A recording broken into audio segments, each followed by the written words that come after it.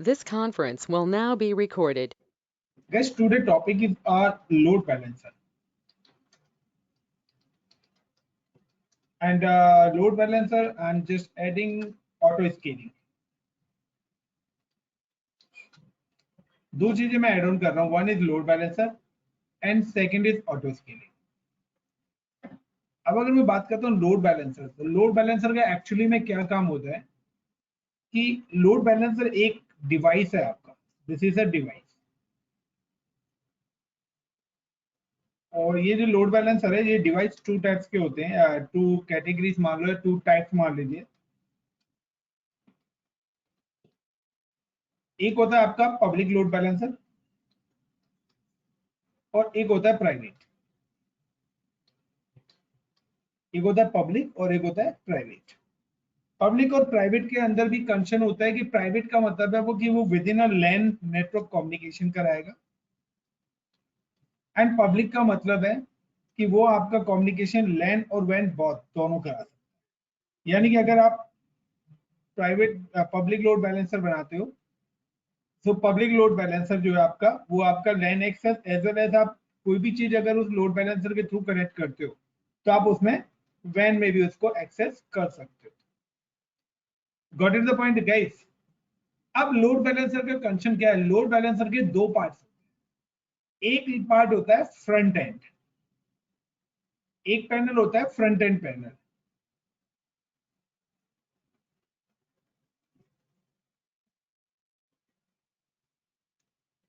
और एक पैनल होता है back and.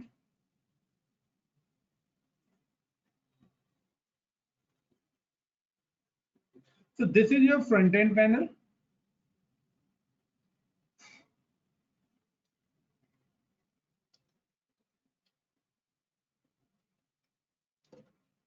and this is your back end panel.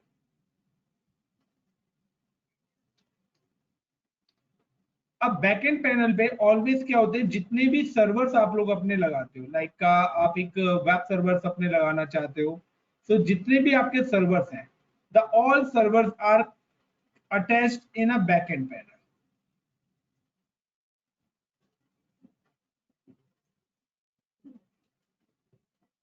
और बैक एंड पैनल में हमारा एक नेटवर्क भी होता है, और उस नेटवर्क को गाइस हम बोलते हैं VPC. So back end panel को कनेक्ट करने के लिए हम कम्युनिकेशन के लिए क्या यूज करते हैं? I am using the VPC और as well as security group. And जितने भी हमारे वेब सर्वर्स हैं, the all web servers are connected through a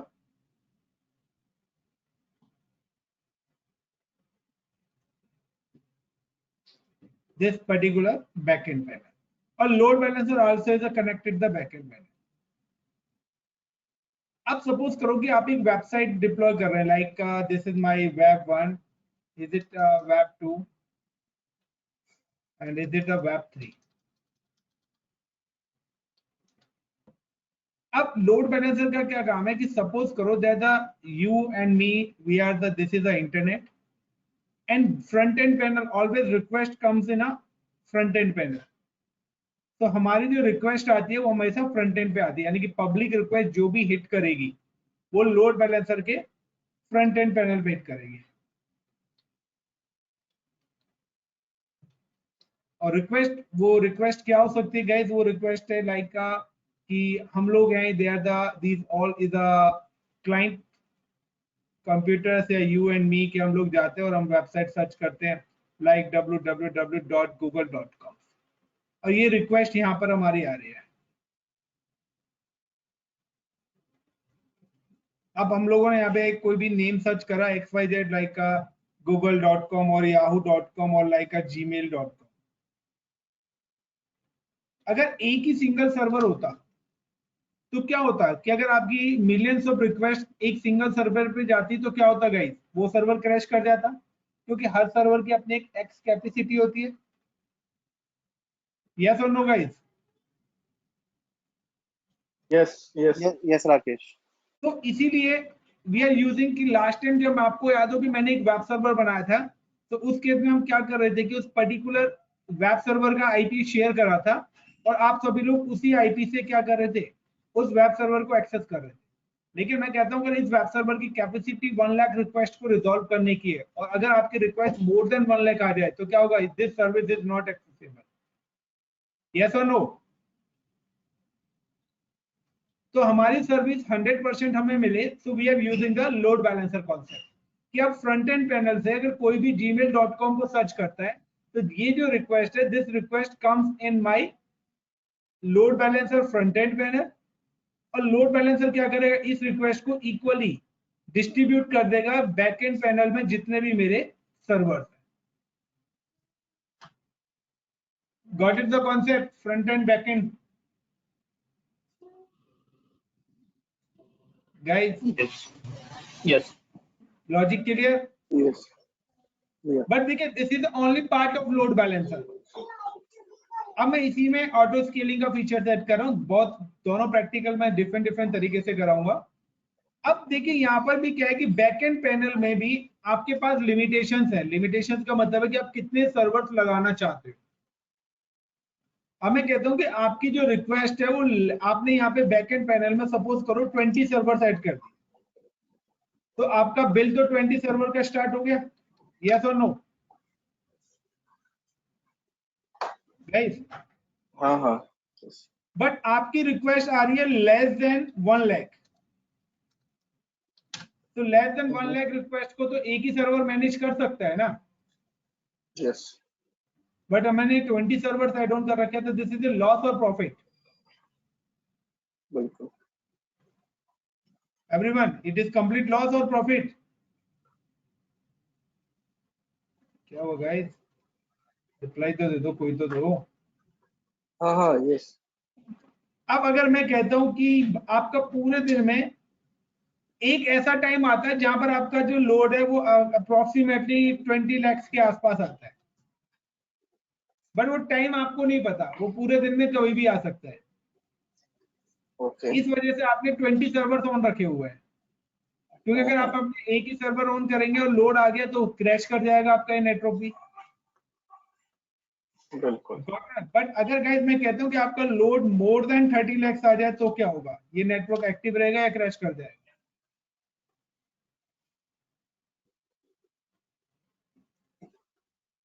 problem आएगी, क्रैश कर जाएगा ये तो।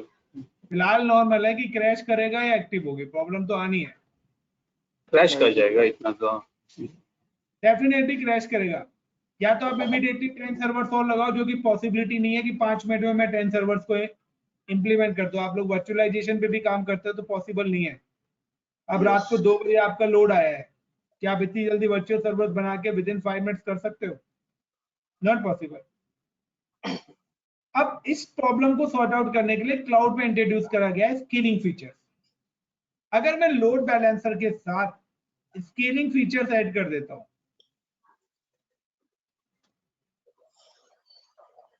और इसके अंदर मैं रूल ऐड कर देता हूं, स्केलिंग में मैं क्या करता हूं? रूल ऐड कर देता हूं कि when CPU utilization greater than equal to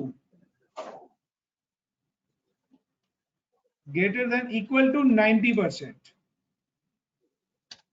add 1 server. मैं यहां पर ऐड कर देता हूं कि अगर मेरे पास, अब मैं बैकएंड पैनल दूसरा बना रहा हूं, अब मैंने यहाँ पे बैकएंड पैनल बनाया, this is my another backend panel, और इस बैकएंड पैनल में अब मैंने क्या करा? अपना सेटअप स्टार्ट करा 1 सर्वर, और मैंने इसके अंदर एक कंडीशन ऐड कर दी, the when the CPU utilization of 90%।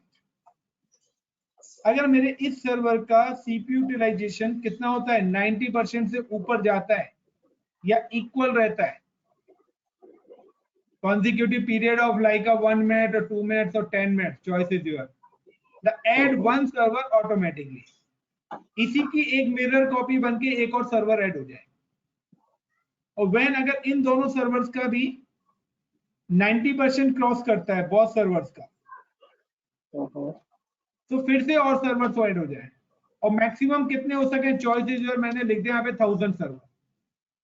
तो जैसे जैसे आपका सर्वर का 90% क्रॉस होगा, यहाँ पर सर्वर अपने आप बनने स्टार्ट हो जाएंगे। और सेकेंडली एक और कंडीशन बैकएंड में चलती है कि अगर लेस देन 90% होता है तो सर्वर्स ऑटोमेटिकली रिमूव भी हो जाएगा। ओके, और मिनिमम एक सर्वर आपका रहेगा। तो यहाँ पे कॉस्ट बचेगी या नहीं बचेगी? और अब मैं कहता हूँ कि अगर आपका 40 लाख या 50 लाख रिक्वेस्ट भी आ जाते हैं, क्या आपका नेटवर्क डाउन होगा?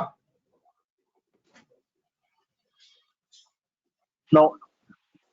और अगर आपकी लेस देन 1 लाख रिक्वेस्ट आ जाए तो कॉस्ट बचेगी या नहीं बचेगी?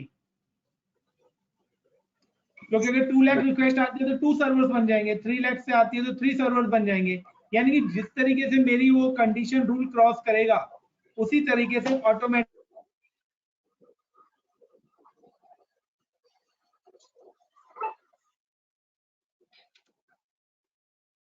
क्या got it the point? Yes. तो चलिए अब एक और यहाँ पे क्वेश्चन आता है गाइस। क्वेश्चन ये आता है कि जितने भी सर्वर्स मिरर कॉपी बनेंगे, क्योंकि कोई भी सर्वर बनेगा वो इसी की मिरर कॉपी बननी चाहिए, और मिरर कॉपी बनाने के लिए हम क्या यूज करेंगे? AMI cloning. अब पता लग गया कि AMI और स्नैपशॉट में क्या फर्क है।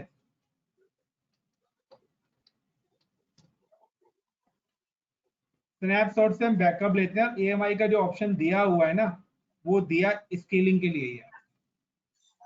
Photo scaling. ओके।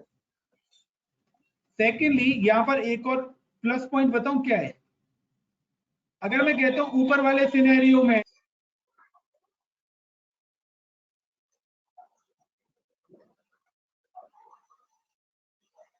ये राकेश, आपकी आवाज बार बार ब्रेक हो रही है। अरे राकेश, आपकी आवाज नहीं आ रही है। हाँ, ये 2-3 बार ब्रेक हो गई फोन मुझे। करो। एक्चुअली क्या है ना, वो गैकन में ना बेटी ना वो लोने वाला वो दबा दिया। एक मिनट।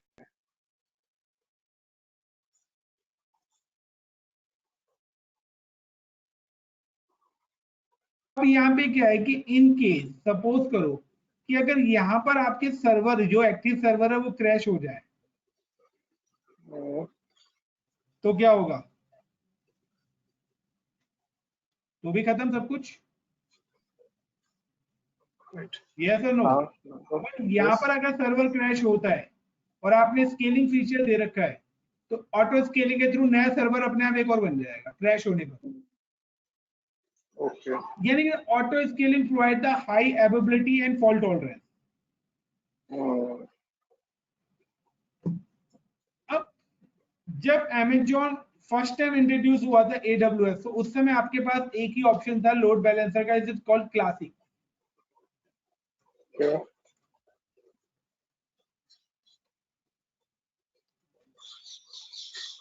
आपके पास एक ही ऑप्शन था क्लासिक लोड बैलेंसर। उसके बाद जैसे जैसे Amazon आगे बढ़ता रहा तो classic load balancer is a combination of 2 load balancer, one is network and second is application. लेकिन आफ्टर सम टाइम्स के बाद उसने नेटवर्क लोड बैलेंसर अलग से इंट्रोड्यूस कर दिया और एप्लीकेशन लोड बैलेंसर भी अलग से इंट्रोड्यूस। और अभी रिसेंटली बिफोर 1 मंथ पहले उसने एक और लोड बैलेंसर डिप्लॉय करा है, गेटवे लोड बैलेंसर। ओके। तो गाइस यहाँ पर हम जो है 2 लोड बैलेंसर पढ़ने वाले हैं। The one is classic, second is application and network load balancer आप लोग खुद से पढ़ोगे, ये नहीं होगा तो मैं कराऊंगा, ये आपका task. Got in my point? तो क्लासिक और 2 मैं कराऊंगा, एक आपको खुद से करना है। इनकेस नहीं होगा आप लोगों से तो मैं एंड में कराऊंगा बाद में, बट ये आप लोगों का एक टास्क है मेरी तरफ। तो अब मैं क्या करता हूँ, मैंने 2 डिफरेंट टाइप के कर रहे हैं। तो पहले वाला जो लैब है ये मैं क्लासिक पे आपको कराऊंगा, और सेकंड वाली लैब जो है ऑटो स्केलिंग वाली ये मैं आपको एप्लीकेशन लोड बैलेंसर। आप चाहो तो दोनों में से कोई भी किसी के साथ एक्सचेंज कर सकते हो, choice is your. Application load balancer का क्या है कि आप डेडिकेटेड अपने पोर्ट चेंज करना चाहते हो, आप नहीं चाहते पोर्ट नंबर 80 पे आए, आप चाहते हो पोर्ट नंबर 80 पे आपकी रिक्वेस्ट जाए, तो सारे रूल्स आप अपने IIS के सेट कर सकते हो, कस्टमाइज सेटिंग्स कर सकते हो पोर्ट्स की एंड पोर्ट नंबर्स की। तो चलिए यहाँ पे अब हम स्टार्ट करते हैं। I am just log in with portal and I'm just terminate these all machines. Let's check the images.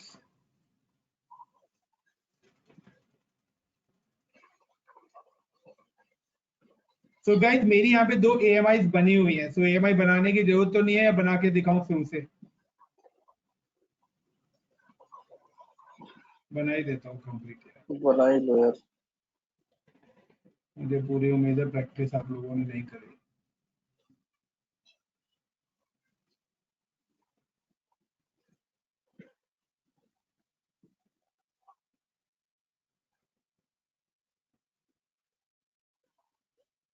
तो सबसे पहले आई am creating the 2 web servers. So just click on launch strength.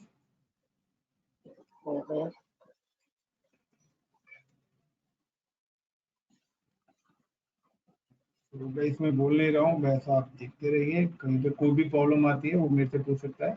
One is availability zone A, then next, and this is my web 1. तुम्हारी screen Then okay अभी दिख रही है, Rakesh ji move नहीं आपका हो बहुत स्लो आ रहा है और स्क्रीन भी बहुत स्लो आ रहा है आज। स्क्रीन रुक गई थी। यस या मे भी हो सकता है क्योंकि ना मेरे यहाँ पर बारिश हो रही है अभी भी, और मे बी नेटवर्क प्रॉब्लम आ जाए। वॉइस धीरे आ रही है क्या गाइस? सभी को वॉइस धीरे आ रही है क्या मेरी? नहीं अभी तो ठीक है, मतलब मुझे ठीक है। नहीं, बीच बीच में मैं एक्चुअली थोड़ा सा धीरे बोलता हूँ, बीच में ब्रेक हो जाती है आपकी आवाज, मतलब कुछ पार्ट मिस हो जाता है। हो सकता है नेटवर्क प्रॉब्लम हो। तो गाइस सिंपल सा है, मैं 2 वर्चुअल मशीन क्रिएट कर रहा हूँ और उन पर वेबसाइट डिप्लॉय कर रहा हूँ। Got it?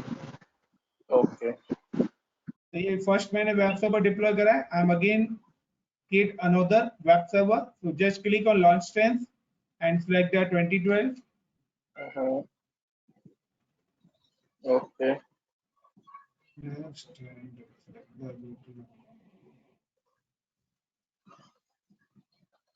give the name of this web server is web2.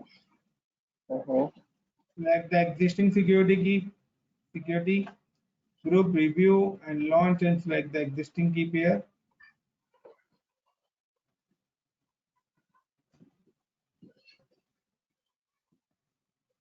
So these 2 server is created, and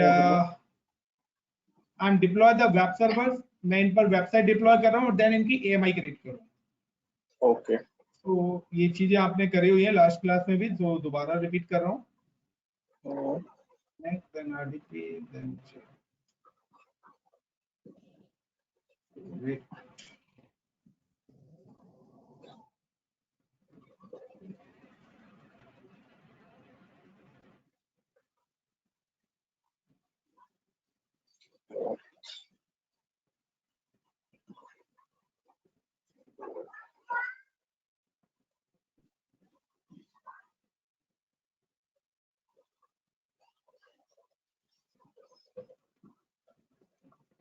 This is my web server 1, जिससे मैं लॉगिन हो चुका हूँ guys. Same as I am just login with web server 2। Okay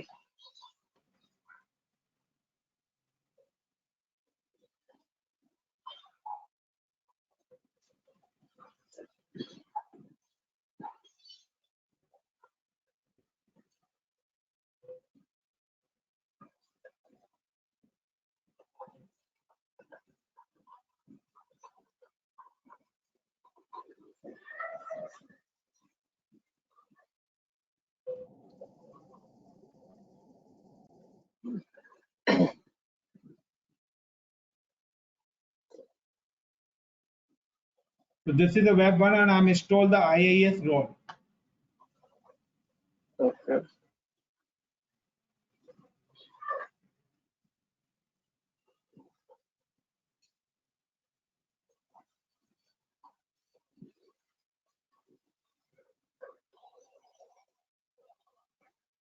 screen freeze हो गई। Screen भी थोड़ा slow है। IIS हाँ, ये इंस्टॉल कर रहा हूँ। डाउनलोड रिमोट डेस्कटॉप फाइल वाला पेज दिख रहा है।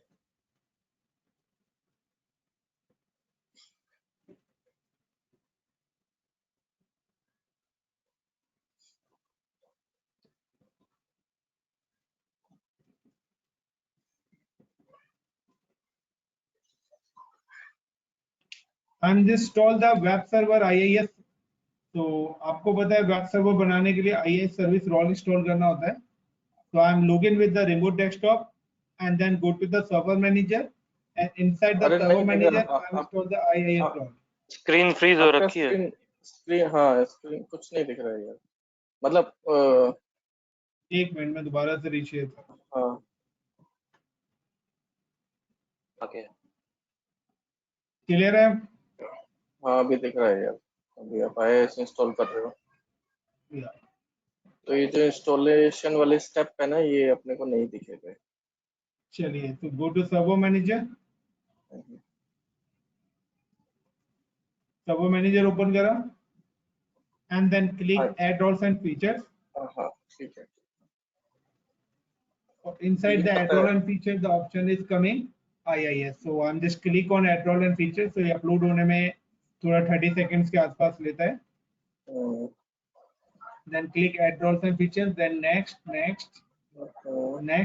select the IIS IIS okay, और then next install।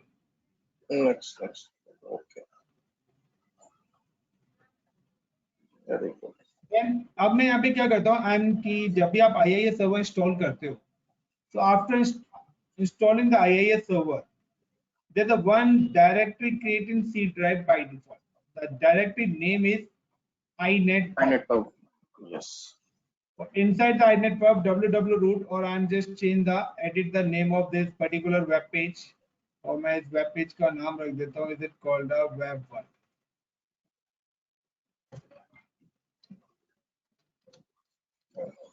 Okay, this is my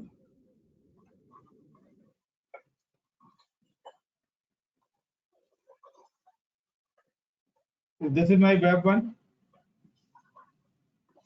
Also I'm change the password of this particular machine। Go to CMD and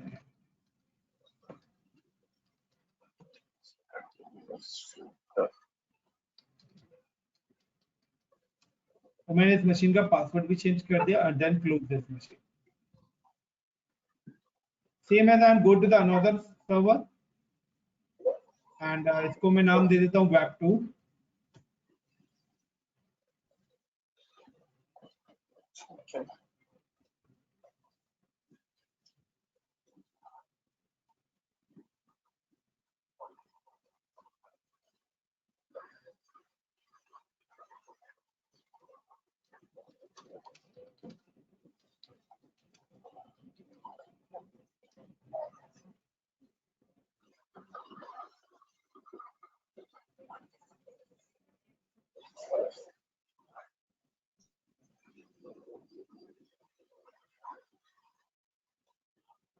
और मैं इसका कलर भी एक काम करता हूँ, चेंज कर देता हूँ। दिस इज माय web2 और change the password of this particular server। फिर से स्क्रीन आपकी रुक गई।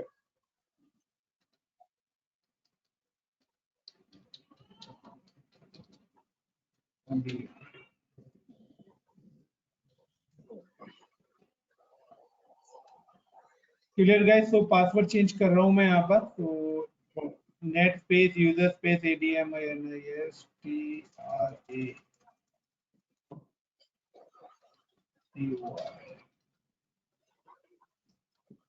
और ये मैंने दोनों मशीन के पासवर्ड चेंज कर दिए एंड क्लोज। इतना क्लियर गाइस। दो मशीन्स बनानी है वेब सर्वर, दोनों वेब सर्वर्स पे वेबसाइट डिप्लॉय करनी है और वेबसाइट डिप्लॉय करने के बाद आपको उसकी AMI क्रिएट करनी है। तो आप देखिए कि this is my two web servers, web1 और this is the web1 public IP और I am just So this is my web server 1, or I'm just use the web server 2 public IP. यार screen आपकी फिर से वैसे ही है। Guys, सभी के लिए फ्रीज हो रही है मेरी या पर्टिकुलर इन्हीं के लिए? चल रहा है, नो इशू, स्क्रीन तो चल रही है। स्क्रीन अभी है। मे बी फिर आपके एंड पे हो। So guys, this is the web 2. So these are the web 1 और web 2. Is it clear guys? मेरे दो वेब सर्वर्स रेडी हो चुके हैं and I'm create the AMI. So AMI create करने के लिए सिंपल सा है, this is web 2, flag the web server, then go to the action, or inside the action click image and templates and create image and give the name like web1-AMI and give the name and create. तो last class में हम इतना कर चुके थे। Same as I am just create another, यार ये किस वाले सर्वर की बनाई थी मैंने, action image and this is like web 2.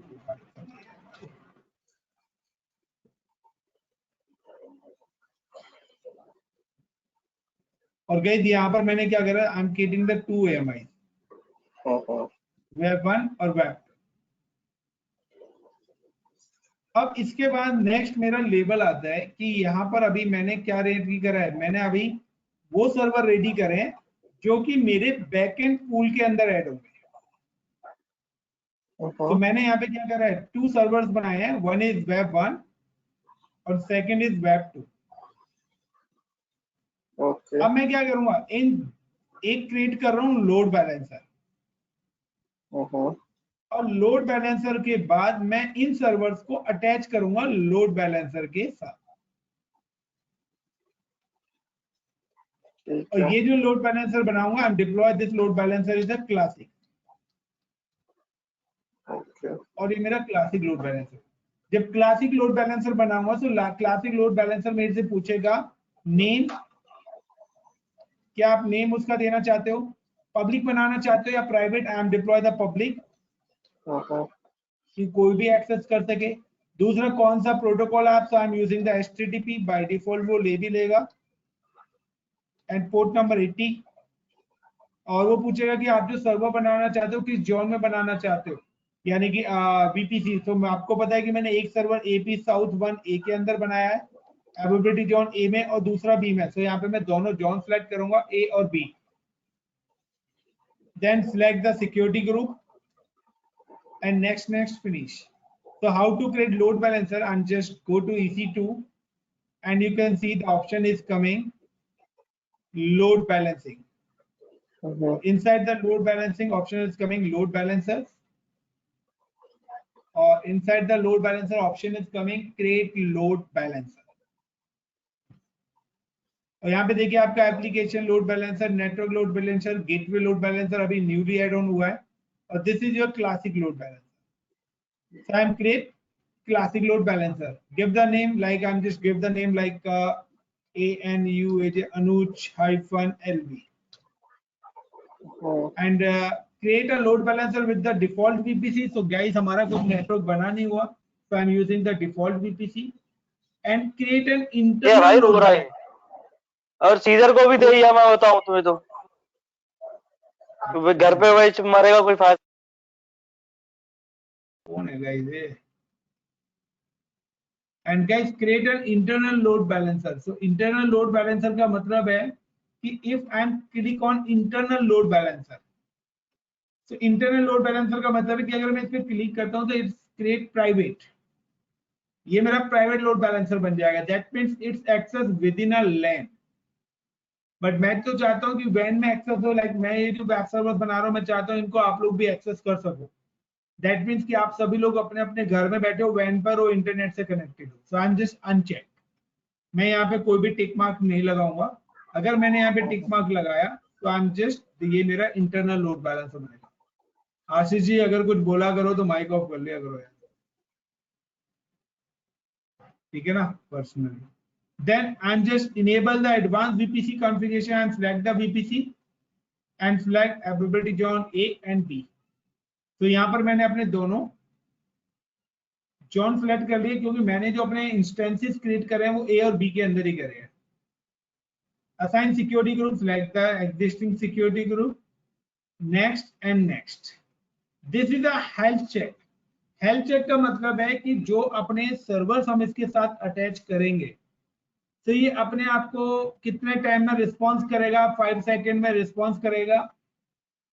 उनका आपस में इंटरवल टाइम 20 सेकेंड्स है। अनहेल्थी थ्रेशोल्ड है कि कंटिन्यूअसली 2 टाइम्स अगर फेल होता है तो वो उसको क्या कर लेगा, डेड घोषित कर लेगा और उस पर अपनी रिक्वेस्ट नहीं करेगा। दूसरा, दिस इज द index.html का मतलब है कि हमारा जो रूट पाथ है, यानी कि जहां पर हम अपनी वेबसाइट अपलोड करते हैं, मैं यहाँ से ये नाम रिमूव कर रहा हूँ। रिमूव का मतलब है कि अब वहां पे अगर मैं कोई भी नाम ऐड ऑन करता हूँ तो वो एक्सेप्ट कर लेगा, लेकिन अगर मैं पर्टिकुलर नाम यहाँ पे ऐड कर देता हूँ तो उसी से रिलेटेड ही मेरी फाइल एक्सेस होगी। तो इसलिए मैंने यहाँ पे दे दिया रूट। तो रूट के अंदर www रूट जो है, अगर आप रूट के अंदर कोई भी फाइल रखेंगे वो सारी की सारी एक्सेप्टेबल होंगी। लोड बैलेंसर हर किसी पे रिस्पॉन्स भेजेगा, एंड किसके थ्रू भेजेगा, पोर्ट नंबर 80 के थ्रू एंड HTTP।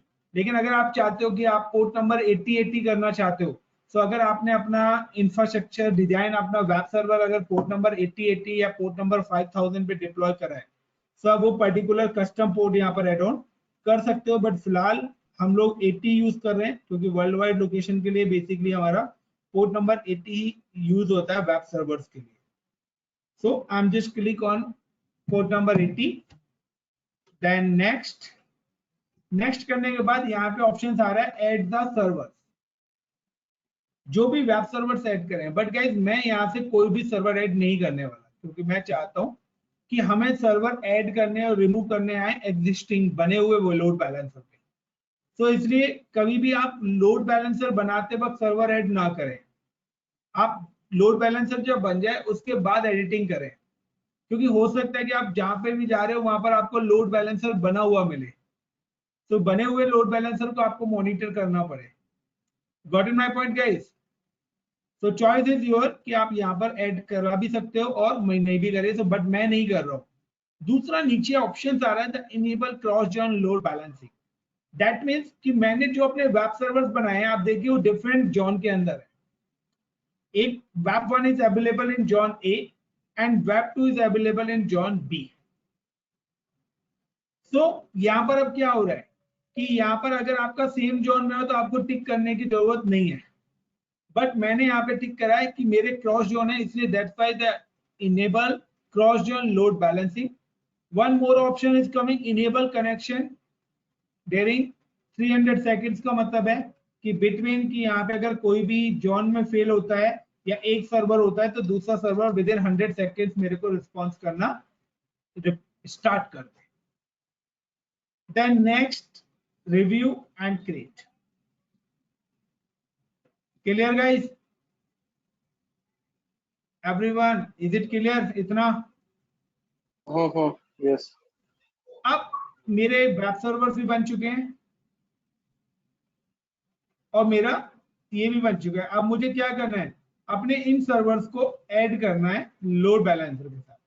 और जैसे लोड बैलेंसर के साथ साथ यहाँ पर मेरा क्या फ्रंट एंड भी बन चुका है। फ्रंट एंड मेरा ऑटोमेटिकली बन जाता है, जो कि मेरा एक URL होता है, ठीक है ना। तो फ्रंट एंड भी मेरा ऑटोमेटिकली बन चुका है, जहां पर मेरी रिक्वेस्ट हिट करेंगी और लोड बैलेंसर उस रिक्वेस्ट को या तो वेब सर्वर 1 पे भेजेगा या वेब सर्वर 2 पर भेजेगा। So just click how to add server. So guys, the option you can select the load balancer and click on instances and edit instances and select the instances and save. So आपको load balancer की properties में जाना है, instances पे click करना है और यहाँ पर आके मैंने दोनों सर्वर्स ऐड करे हैं। सो आप देखिए this is come for out of service. Out of service क्यों है? क्योंकि स्टिल इन प्रोग्रेस, यानी कि अभी ये क्या है, मेरे लोड बैलेंसर के साथ कनेक्ट हो गए। So with in 2 to 3 minutes ये क्या आ जाएंगे, इन सर्विस में आ जाएंगे। एंड नीचे अब वही अवेलेबिलिटी जॉन्स आ रहे हैं, तो बता दिया जॉन्स में कि एक एक सर्वर हमारा काउंट है और हेल्थी अभी नहीं है। सो आई एम जस्ट रिफ्रेश और ये देखिए इन सर्विस आ गया, दैट मीन्स कि मेरे लोड बैलेंसर एक्टिव मोड में आ चुका है, and I am just copy the URL. This is my front end URL. DNS का जो नेम है .com तक का, this is my front end URL. I am just copy this URL and share with you. और guys आप जब इस link पर क्लिक करेंगे तो देखना किसी के पास लोड बैलेंसर 1 ओपन होगा और किसी के पास लोड बैलेंसर 2 ओपन होगा. Please try. तो मैं ट्राई करता हूँ कि मेरे पास कौन सा ओपन हो रहा है. तो गाइस मेरे पास वेब सर्वर 1 आ रहा है. आप लोग प्लीज ट्राई करिए.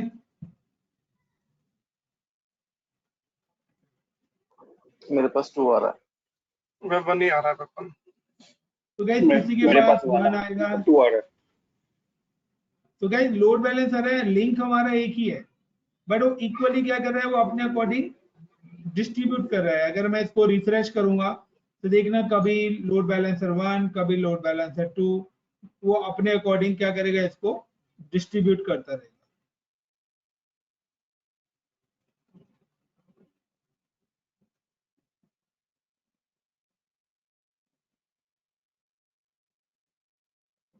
Clear everyone? Rakesh ji, load balance में ऑप्शन है, होता है कि मतलब कितने रिक्वेस्ट हमें पहले भेजनी है, सेकंड पे कितनी सेकंड पे भेजनी है, ऐसा कुछ होता है कि मैनुअली सेट कर सकें कुछ? नहीं, वो आपका ट्रैफिक मैनेजर होता है, वो अलग चीज है. उसके लिए आप थर्ड पार्टी डिवाइसेस यूज करते हो, ठीक है ना, वो आप ट्रैफिक मैनेजर यूज करते हो.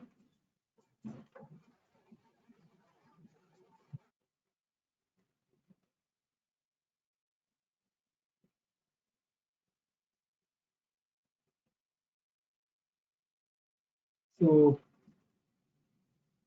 चलते हैं अपना, एंड मैं यहाँ पे रिफ्रेश करता हूँ. सो थोड़ी देर में आप देखेंगे कि जैसे मेरा अगर ये आइडियल पड़ा रहेगा 2-3 मिनट, तो ये मेरा लोड बैलेंसर अपने आप 1 से 2, 2 से 1 यहीं पर ही भेजना स्टार्ट कर देगा. लाइक मैं अगर दोबारा से इसको रिफ्रेश पेस्ट करता हूँ तो एक हो रहा है, लेकिन अगर मैं इसको इनकॉग्निटो में ट्राई करता हूँ तो मे भी है कि मेरा 2 आ जाए. तो देखिए यहाँ पर मेरा 2 आ गया उसी लिंक से. और मैं रिफ्रेश करता हूँ तो 1 2 1 2 अपने आप ही वो अपने अकॉर्डिंग चेंज करता है.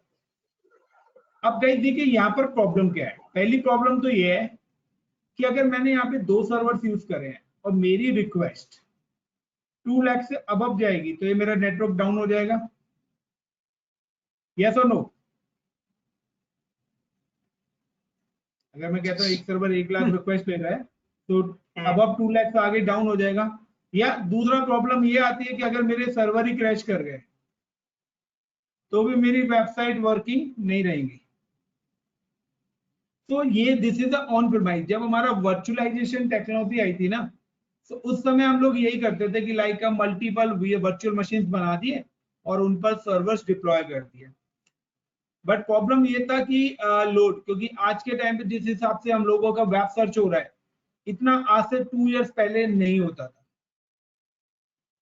आजकल हर कोई बंदा वर्क फ्रॉम होम कर रहा है, हर बंदा आज इंटरनेट से कनेक्टेड है.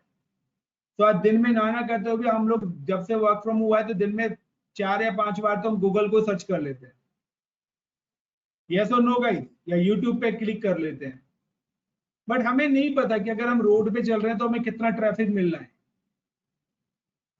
तो सेम ही कॉन्सेप्ट है कि पहले क्या था, पहले नहीं पता था कि हमारे कितने यूजर्स हमारे ट्रैफिक को हिट करेंगे. लाइक फ्लिपकार्ट की वेबसाइट है, अमेजोन की वेबसाइट है, हमें नहीं पता कि कितने यूजर्स उनके ट्रैफिक को एक्सेस करेंगे. अगर वो ऐसे ही लगाते रहे कि नहीं यार मैनुअली सर्वर कनेक्ट करना है, तो कहीं ना कहीं उनका वेब सर्वर चल ही नहीं पाएगा. या IRCTC की मैं बात करता हूँ कि देखिए आप स्टार्टिंग में IRCTC की वेबसाइट हैंग हो जाती है क्योंकि ट्रैफिक है, सुबह सुबह तत्काल बुकिंग स्टार्ट होती है. तो यहाँ पर मैंने क्या करा, सारे सर्वर जैसे ही मैंने टर्मिनेट करे, so you can see refresh कि आपकी सर्विस भी क्या हो गई, this page it's not working. यानी कि मेरे जैसे ही मेरे सर्वर डाउन गए, तो मेरे सर्वर डाउन होने के साथ साथ ही उसने क्या बोल दिया कि मेरी वेबसाइट भी डाउन हो गई. बट अगर हमने कोई अब वेबसाइट डाउन हो गई तो इंजीनियर्स क्या करेगा, इमीडिएटली वो नए सर्वर डिप्लॉय करेगा. और कहीं ना कहीं नए सर्वर्स को एक्टिव आने में 10 to 15 मिनट्स तो लगे जाएंगे, कि अगर उसने स्नैपशॉट भी बना के रखा हुआ है वटएवर, किसी भी चीज से करेगा 15 मिनट्स तो लगने ही लगने. वर्चुअल नेटवर्क पे भी. यस और नो? फिजिकल में तो मोर देन 15 मिनट्स लगेंगे guys. Got it the point everyone? Got it. अब हम चलते हैं स्केलिंग। अब मैं स्केलिंग के फायदे बताता हूँ। यहाँ पर अगर ये सर्वर डाउन हो गए तो मेरे सर्वर दोबारा से नहीं भरेंगे, और आप करंटली देख लो सारे सर्वर्स मेरे डाउन है। And I am just delete the load balancer. मैं लोड बैलेंसर भी डिलीट कर देता हूँ गाइस यहाँ पर। अब मैं आता हूँ ऑटो स्केलिंग के अंदर। तो ऑटो स्केलिंग के लिए सबसे पहले तो मैं एक लोड बैलेंसर क्रिएट कर रहा हूँ। So I am just click again load balancer, और इस बार I am just create the classic application load balancer. Give the load balancer name is APPF-LB1, और यहाँ पे आ रहा है कि आप LAN वाला बनाना चाहते हो WAN। So I am just try कि इंटरनेट फेसिंग की गाइस डिप्लॉय करो। Use the IPv4 address, and जो भी सर्वर्स मेरे बने ऑटोमेटिकली, क्योंकि यहाँ पे क्या ऑटो डिप्लॉयमेंट होना है। सो आई एम यूजिंग कि मेरे जो भी सर्वर्स हैं वो या तो A में बने या B में बने। Then next use the availability security group. Next routing policy का मतलब है कि लोड बैलेंसर किस चीज को टारगेट करे। तो मैं चाहता हूं कि मेरा जो लोड बैलेंसर है वो IP के बेस पे ना भेजे, वो इंस्टेंस के बेस पे भेजे। तो your load balancer routes request to the target in the target group using the protocol and port number। so मैं चाहता हूं कि मेरा एक टारगेट है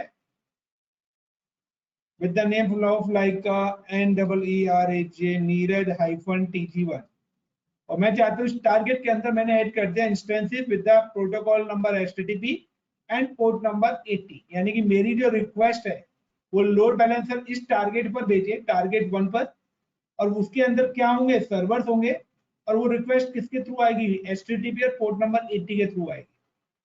देन नेक्स्ट, मैंने कोई सर्वर्स बनाए नहीं है, इसलिए यहाँ पर कोई भी सर्वर्स मेरे को डिस्प्ले हो ही नहीं रहे। अगर कोई भी सर्वर्स मैंने बनाए होते तो वो मेरे को नीचे दिखते हैं और आप सिलेक्ट कर लेते, but I am not deploy any single server. Next and create. Got it the point guys? बहुत आसान है।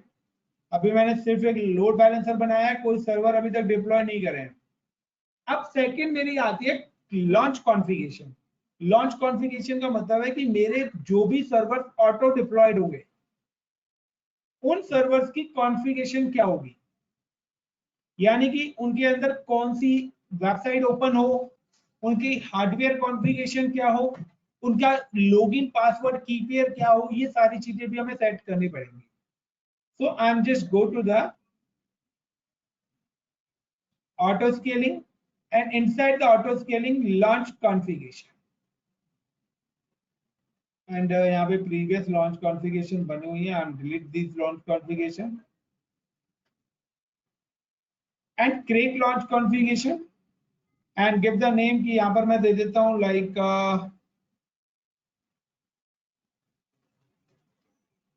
YouTube Web 1। तो YouTube Web 1 के नाम से मैं लॉन्च कॉन्फ़िगरेशन बना रहा हूँ and select the AMI। So guys यहाँ पर आपको अब दोनों AMI डिस्प्ले होंगी। एक आपको दिखेगी डिफॉल्ट AMI जो कि प्रोवाइडेड बाय Amazon,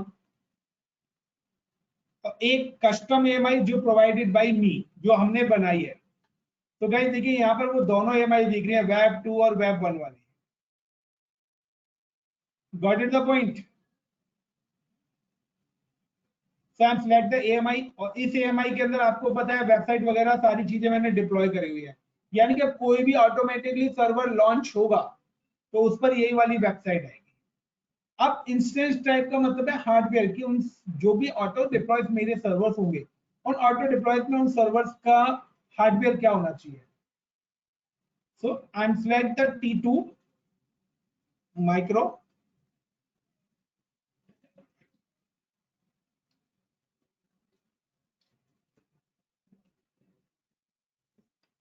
तो फ्री टायर है, तो फ्री टायर में आपको पता है यही फ्री है। इसके अलावा अगर आप और भी लेना चाहते हो तो ले सकते हो, बिल बनेगा आपका। आई एम यूजिंग 1 CPU और 1 GB रैम। सेकेंडली IAM, सो मैंने अभी IAM पढ़ाया नहीं है तो इसको छोड़ दीजिए। वॉल्यूम उसने डिटेक्ट कर लिया। सिक्योरिटी ग्रुप आप न्यू बनाना चाहते हो बना लो, या एग्जिस्टिंग, सो मैं एग्जिस्टिंग ही सिक्योरिटी ग्रुप सिलेक्ट कर लेता हूँ यहाँ पर। एंड की पेयर, सो गाइस आपको पता है कि AMI जब मैंने इंस्टेंस क्रिएट करा था तो मैंने पासवर्ड चेंज कर लिए थे। तो मुझे पता है मेरे एडमिनिस्ट्रेटर का पासवर्ड क्या है इस AMI का, तो प्रोसेड विदाउट अ की pair. and I acknowledge create launch configuration. Is it clear, guys? Everyone,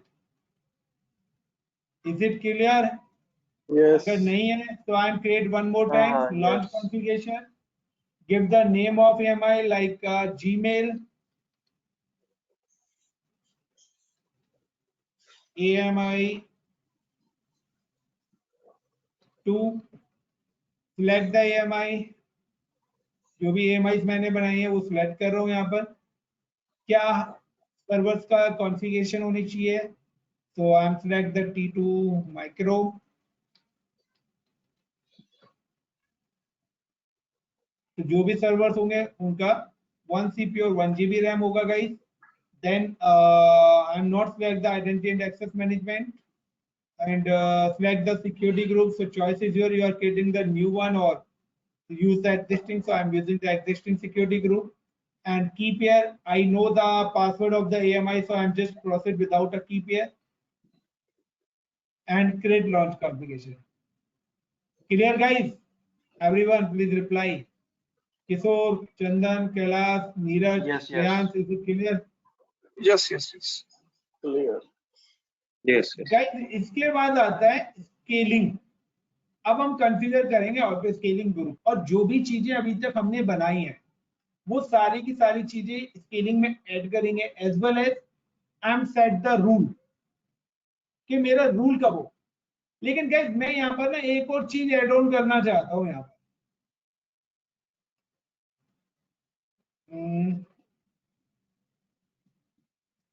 मैं यहाँ पर एक और ऐड ऑन कर देता हूँ एसएनएस कि मेरा अगर कोई भी सर्वर बनता है या कोई भी सर्वर क्रॉस फेल होता है तो मेरे उसका अलर्ट मेरी मेल आईडी पे मिल जाए. Got it the point everyone? तो एसएनएस का मतलब है सिंपल नोटिफिकेशन सर्विस. मैं चाहता हूं कि स्केलिंग में मेरा कोई भी सर्वर न्यू क्रिएट होता है या कोई भी फेल होता है तो मुझे ये उसके अलर्ट मेरी मेल आईडी पे मिल जाए क्योंकि 24/7 तो हम नहीं बैठ सकते ना. Right. So I'm create the one more service SNS. So I'm just go to the search bar and click SNS simple notification service and topics and create topics and सीटों का मतलब है कि सीक्वेंस में ही आपका मैसेज आएगा. यानी कि अगर फर्स्ट मैसेज को जनरेट हुआ जब तक वो रिसीव नहीं होगा सेकंड भी नहीं आएगा. बट मैं ले लेता हूँ स्टैंडर्ड. अनसीक्वेंस भी आएगा. इसका नाम दे दिया लाइक का SCALLING स्केलिंग अलर्ट. तो मैंने एसएनएस का नाम दे दिया और मैं चाहता हूं कि मेरे पास मेल भी आए तो स्केलिंग अलर्ट के नाम से ही आए. And access policy everyone.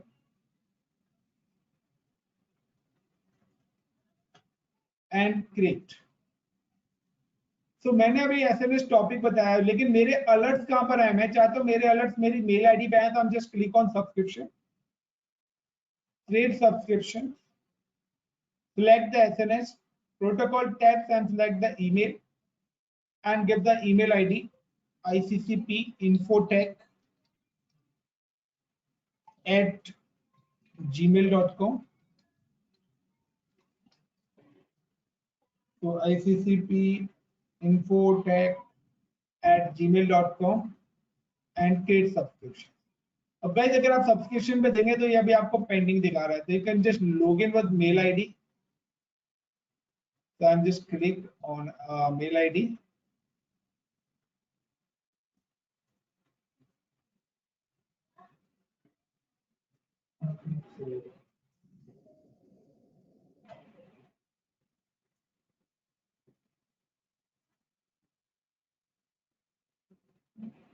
And यहाँ पे देखिए स्केलिंग अलर्ट के नाम से मेरे पास आ गया एंड कंफर्म.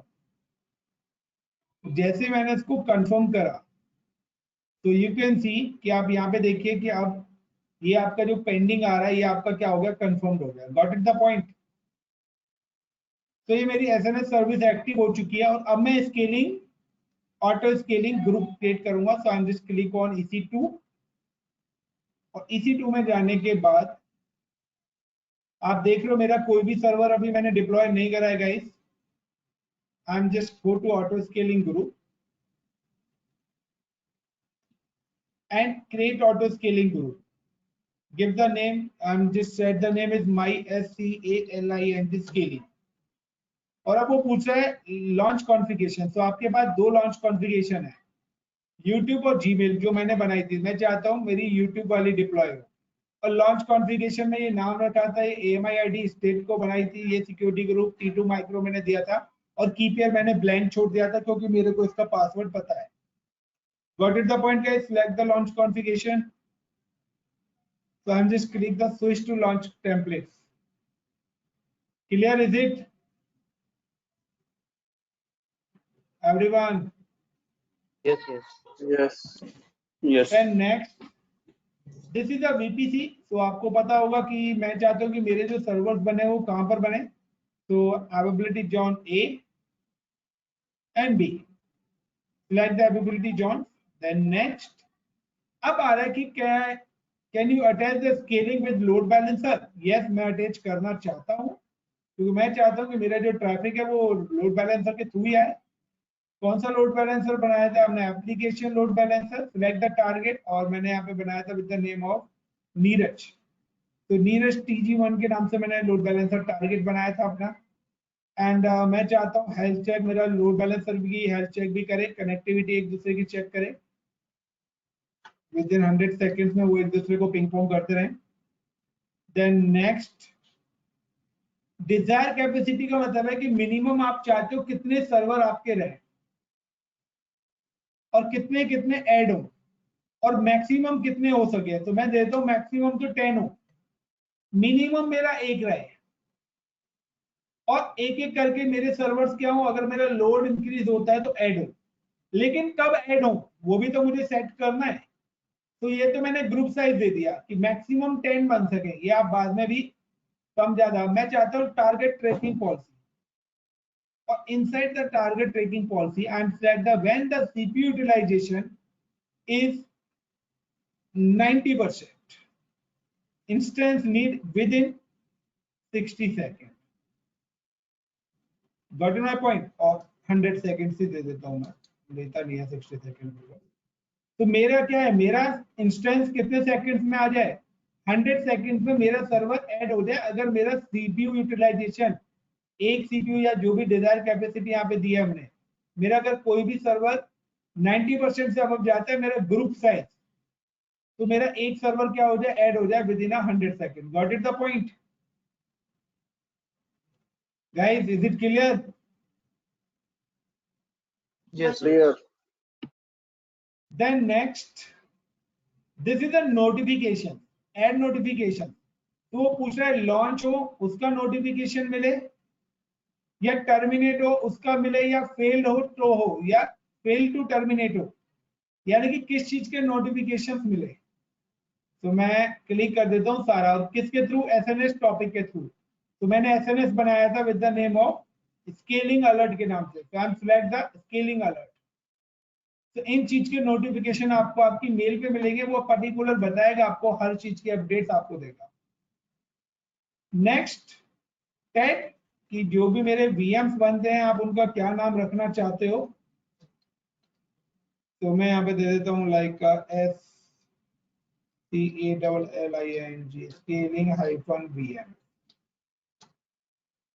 तो मैंने यहाँ पे क्लिक कर दिया, स्केलिंग VMs मैंने टैग दे दिया। नेक्स्ट, और ये मेरा पॉलिसीज को रिव्यू करने के लिए है कि आप रिकॉन्फ़िगरेशन चेक कर सको एंड क्रिएट ऑफिस। अब गाइस बताइए, मैंने कई सर्वर्स बनाए हैं?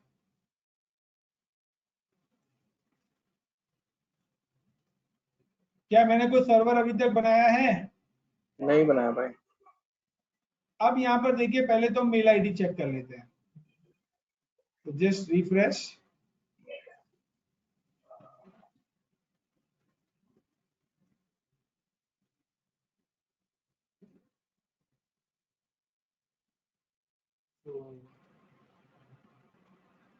and delete this one mail, और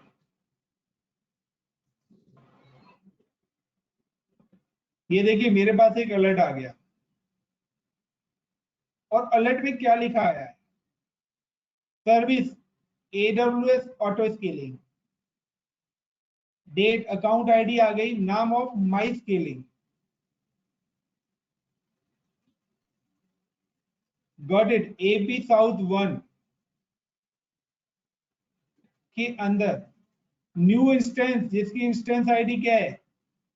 E08। तो चलिए देखते हैं EC2 इंस्टेंस में आके।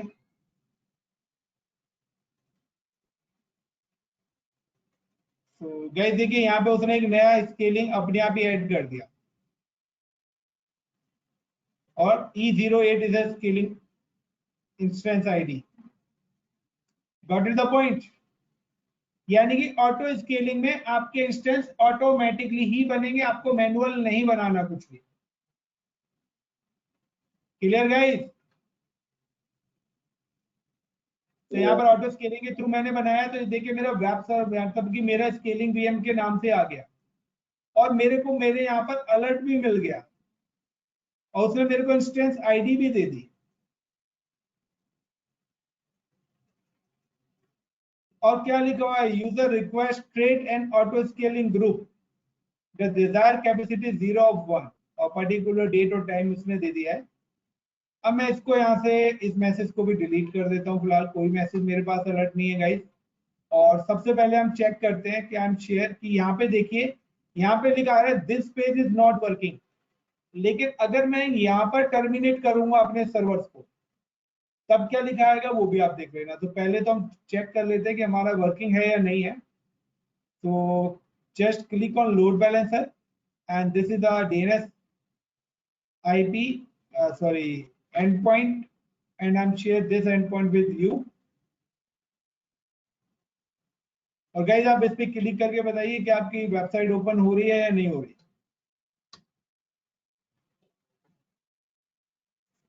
तो this is my web 1, please check guys. हो रहा है। बट गाइस देखिए, अब अगर मैं यहाँ पर सर्वर को क्रैश करूंगा,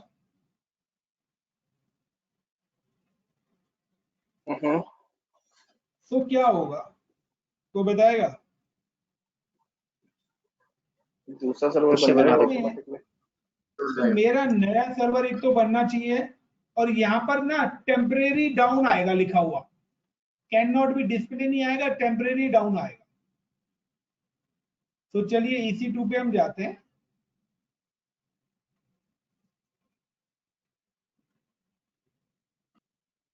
और मैं यहाँ पर क्या करता हूँ, एंड जस्ट टर्मिनेट।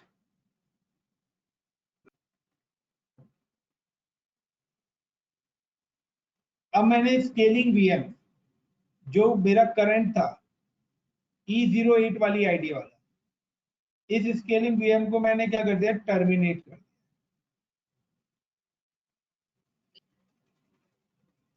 सब टर्मिनेट होते क्या होगा? आप रिफ्रेश करिए, अब वो आपको एरर दे रहा है 503 सर्विस टेम्परेरी अनअवेलेबल। लेकिन लास्ट टाइम जब मैंने पहले क्लासिक लोड बैलेंसर वाला मैंने करा था, तो वहां पे क्या लिखा हुआ आया था? Cannot be display. Yes. Just wait for 2 minutes, और 2 मिनट्स के बाद मैं इसको रिफ्रेश करूंगा। तो just give me the break for 2 minute. तो पानी वगैरह हम भी पी लेते हैं, आप भी पी लो। 2 मिनट का ब्रेक लेते हैं गाइस।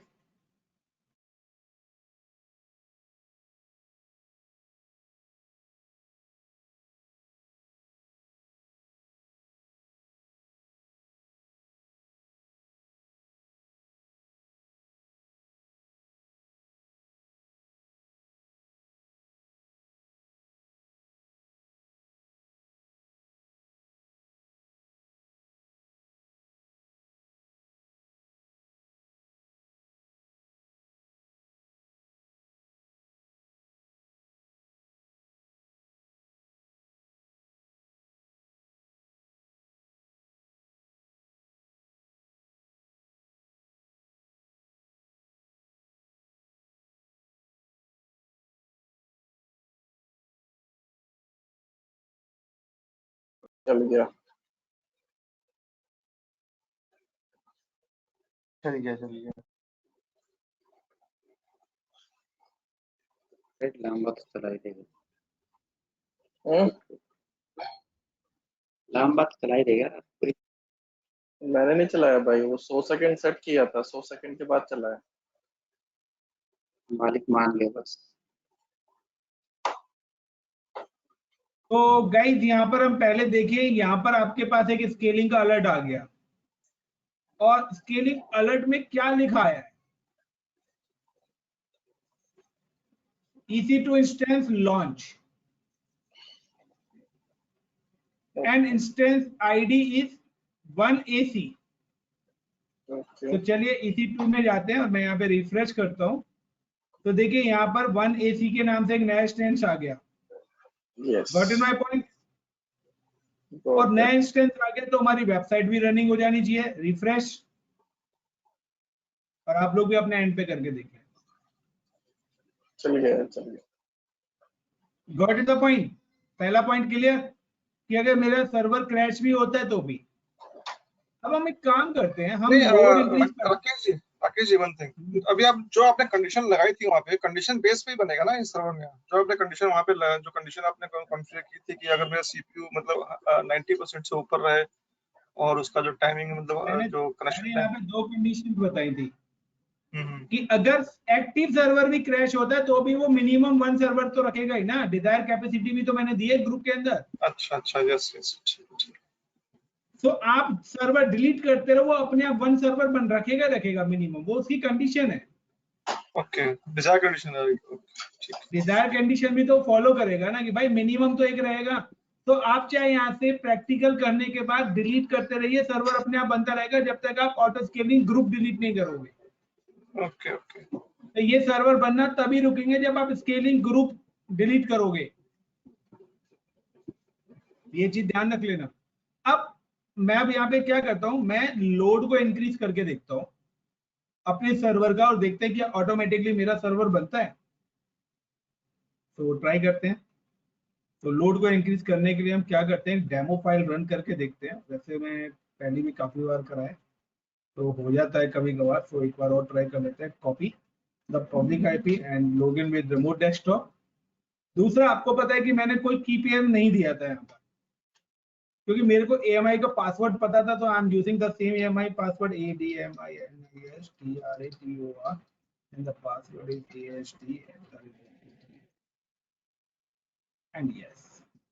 और मैं क्या करता हूँ, मैं सर्वर पे एक डेमो फाइल यानी कि सीपीयू को बिजी करने के लिए एक डेमो फाइल बना देता हूँ नोटपैड के अंदर with the name of a.bat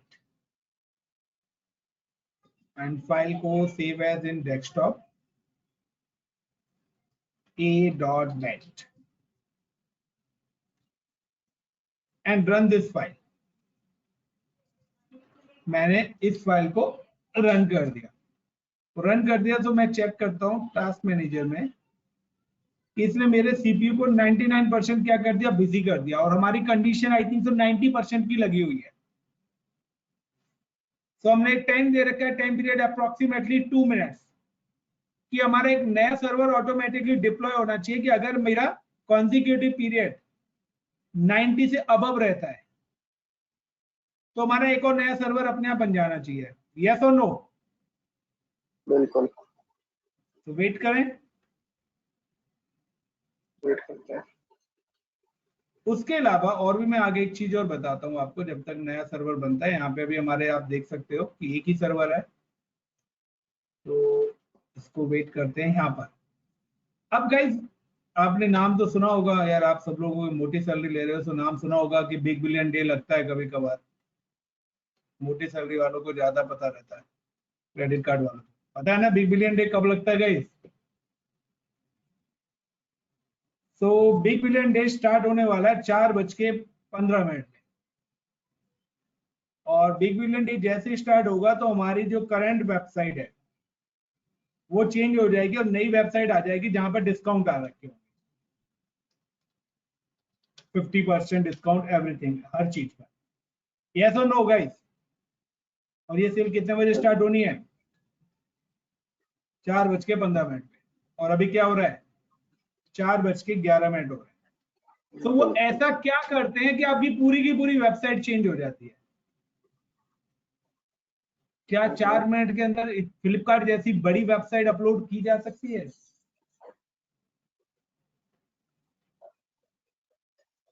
guys बताओ।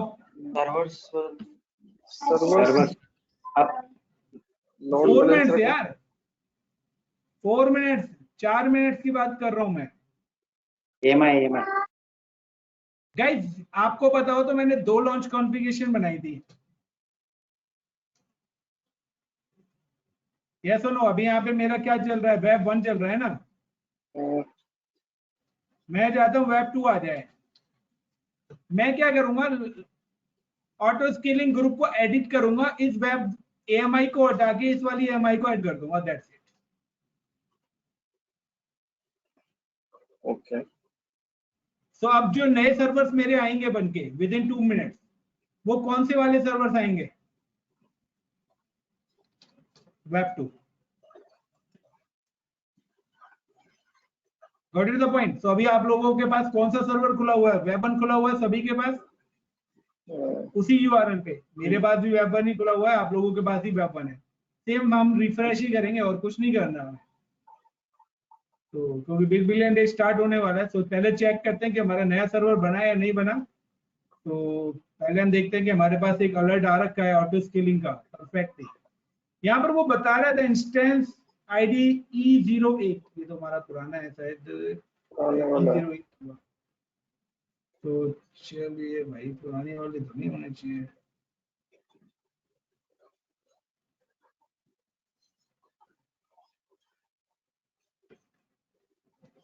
रिफ्रेश करके देख ही लेते हैं। तो अभी नहीं आया हमारा, जस्ट वेट करते हैं पहले हम इसका।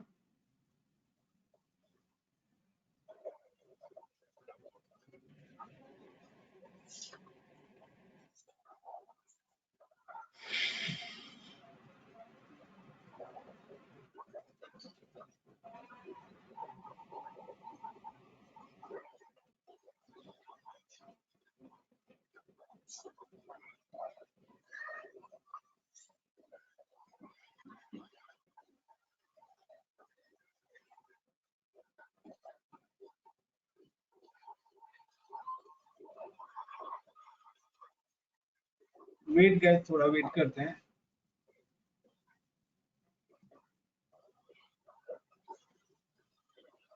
पर ऑटो स्केलिंग का कॉन्फ़िगरेशन देख लो टाइम तो अच्छी? 100 सेकंड से ज्यादा ही हो गया ना वैसे। कि 100 सेकंड तो हो गया बहुत नहीं, मैंने वो बोला ना, वो 100 सेकंड है, बट उसका अपना एक टाइम है खुद का, वो उस टाइम के अकॉर्डिंग लेता है। यहाँ पे अब वही है ना, फ्री टायर के अंदर स्लो चलता है, अगर आप इसी को पेड पे लोगे ना काफी ज्यादा फास्ट चलता है। क्योंकि अच्छा मेरी जो ये कॉन्फ़िगरेशन है। हाँ बताइए। यार ये जो फ्री टायर है इसमें अगर हम ये सब चीजें बनाएंगे, लोड बैलेंसर, स्नैपशॉट या एएमआई, तो इसका पैसा तो नहीं लगने वाला ना? देखिए, आप बना के तुरंत डिलीट कर देना तो नहीं लगेगा, अगर बना छोड़ दोगे तो लगेगा। और लगेगा भी तो 2-3 रुपए लगते हैं, डोंट वरी। 1 घंटे का हार्डली आपका 2 या 3 रुपीज का बिल बनेगा। ओके। कुछ सर्विसेज ऐसी हैं पेडेबल, तो आप जब तक आपकी पूरी ट्रेनिंग खत्म होगी तो मैक्सिमम आपका 100 से 200 रुपीज का बिल बनेगा, क्योंकि कुछ चीजें मैं पेडेबल कराता हूँ इसमें, ठीक ओके। है ना। तो 100-200 रुपीज का बिल बनेगा, वो नहीं भी भरोगे तो भी चलेगा। नहीं नहीं, इतना तो कोई प्रॉब्लम नहीं है, कुछ बड़ा बिल नहीं बनेगा ना वो। तो अगर आप फ्री टायर के अलावा कोई भी सिलेक्ट कर लोगे तो बड़ा बिल बन जाएगा। ओके। करना चाहते हो R&D करके देख लेना। तो गाइस देखिए, सेकंड मशीन बन के आपकी आ चुकी है। नहीं राकेश जी, कोई रेट चार्ट है क्या? देख के पता चले कि इसको करने से इतना लगेगा, क्योंकि हाँ, सरप्राइज नहीं होना चाहिए। सरप्राइज यही है कि 24 आवर्स के बाद आता है आपका, तो हर चीज का अपना एक चार्ट है, AWS कैलकुलेटर है, तो आप उस हिसाब से कैलकुलेट करेंगे, क्योंकि यूजेस के ऊपर है। देखिए गाइस, ये आपकी नीचे मशीन बन के आ गई है एक। ओके। Got it? अब मैं क्या करता हूँ, अब यहाँ पे देखिए मेरी अभी भी वही वेबसाइट है, मैं वेबसाइट स्विच करता हूँ। स्विच करने के लिए आपको सिंपल सा कुछ नहीं करना, nothing, you can just go to the auto scaling group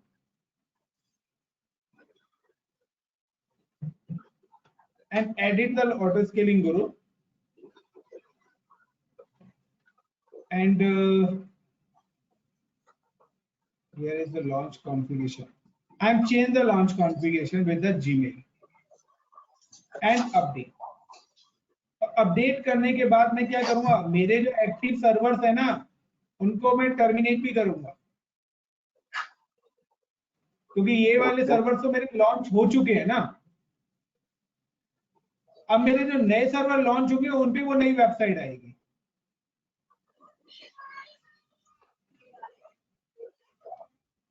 got it my point? Yes. अगर काफी सारे सर्वर्स हैं तो हम 50-50 आधे सर्वर करके लॉन्च करते हैं। तो कोई भी बिग बिलियन डे सेल होती है तो आप देखिए स्टार्टिंग के कुछ मिनट 2 या 3 या 4-5 मिनट वो थोड़ी सी लो एक्सेस होती है वेबसाइट, और उसके बाद वो फुल फ्लैश में अपने फास्ट एक्सेस होती है, जैसे हमारे सारे सर्वर एक्टिव मोड में आते हैं। तो अब देखिए जैसे ही मैंने डाउन करे सर्वर तो दोबारा से मेरी सर्विस क्या हो जाएगी, क्योंकि मैंने सारे एक साथ फेल कर दिए टेम्परेरी। और अब जब मेरे नए सर्वर लॉन्च होंगे तो इस बार मेरा वेब सर्वर 2 ओपन होके आएगा।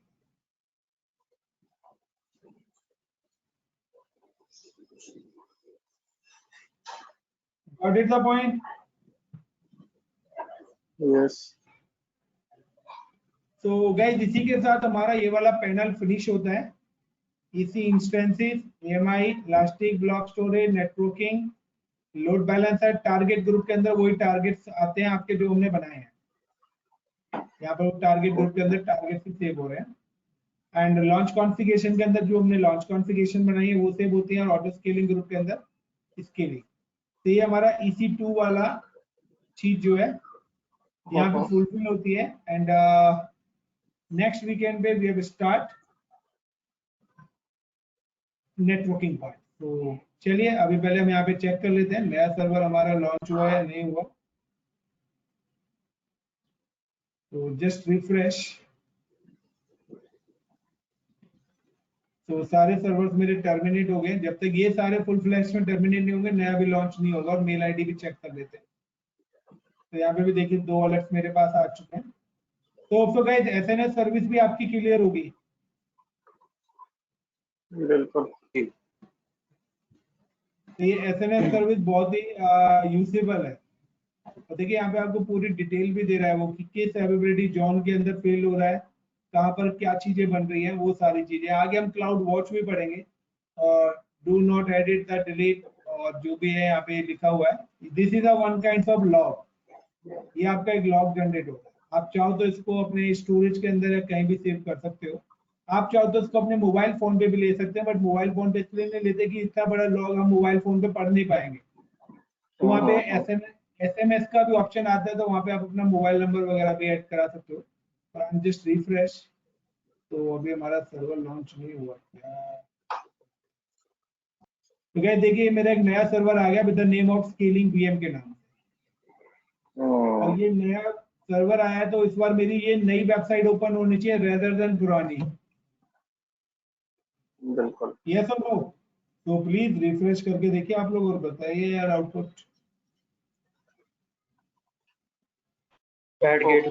चल गया भाई, वेब 2 आ गया। ओके गाइस, तो URL पे हमने कुछ चेंज नहीं करा, या फिर हम एक काम करते हैं गाइस, मैं नेक्स्ट क्लास में ना यही टॉपिक दोबारा से लेने वाला हूँ। ठीक है, क्यों लेने वाला हूँ? नेक्स्ट क्लास में लूंगा, पहले स्टोरेज पढ़ा के दूंगा। तो एक मिनट मैं रिकॉर्डिंग ऑफ करता हूँ।